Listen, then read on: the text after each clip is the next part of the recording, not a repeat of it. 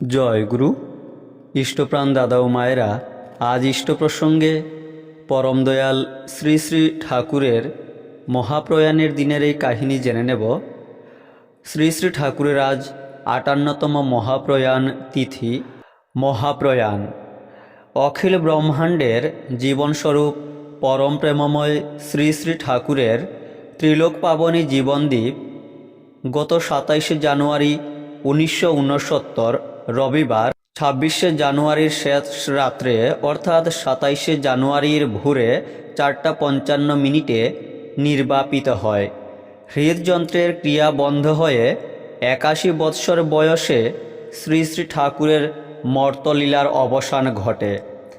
আগে কিছুই তেমন বোঝা যায়নি, স্বাভাবিকভাবেই নিদ্রা যাচ্ছিলেন ঠাকুর।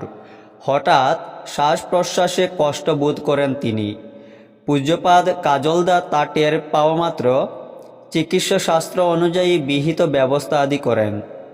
পরম পূজ্যপাদ শ্রী শ্রী বরদাও তৎক্ষণাৎ ছুটে আসেন, কিন্তু সকলের সকল চেষ্টাকে নিষ্ফল করে দিয়ে কালের বিধান জয়ী হয়।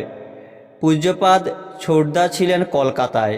তাঁকে পূজ্যপাদ বরদার কলকাতার বাড়ির সকলকে, পূজনীয় সানুদিকে এবং অন্যান্য অনেককে ট্রাঙ্ক টেলিফোন যুগে তাড়াতাড়ি দেওঘরে চলে আসতে বলা হয়। ভোর হতে না হতেই এই মর্মান্তিক দুঃসংবাদ দেওঘরের ঘরে ঘরে ছড়িয়ে পড়ে। শোকাকুল আবাল বৃদ্ধ নরনারী দিকবিদিক জ্ঞান শূন্য হয়ে ডুকরে কাঁদতে কাঁদতে ছুটে আসেন ঠাকুর বাংলোর পার্লারে, যেখানে তাদের প্রাণের জীবন কাঠি ইহ পরকালের মালিক স্রষ্টা ঈশ্বর পরমপ্রভু লৌকিকত্ব শেষ শয়ানে আসীন। সকলে এসে দেখেন তিনি যেন প্রশান্তভাবে ঘুমিয়ে আছেন। কে বলবে তার দেহে জীবন নেই? ঠাকুরের শয্যা পার্শ্বে বসে আছেন শোকের প্রতিমূর্তি ছোটো মা, বরদা, কাজলদা, বাদলদা, পিসিমা, ছোটো বৌদি, রাঙ্গা বৌদি, বঙ্কিমদা প্রভৃতি। শ্রী শ্রী বড়মা পাশের একখানি শয্যায় শায়িত অবস্থায় স্তব্ধভাবে অঝুরে চোখের জল ফেলছেন। আত্মীয় ও ভক্তবৃন্দ অশ্রু আপ্লুত চোখে তাকিয়ে আছেন প্রিয় পরমের মুখপানে। এই অমৃত মূর্তি আর তো দু চোখ দিয়ে দেখা যাবে না, তাই প্রাণের সবটুকু আকুতি নিয়ে শেষ দেখা দেখে নিচ্ছেন প্রত্যেকে।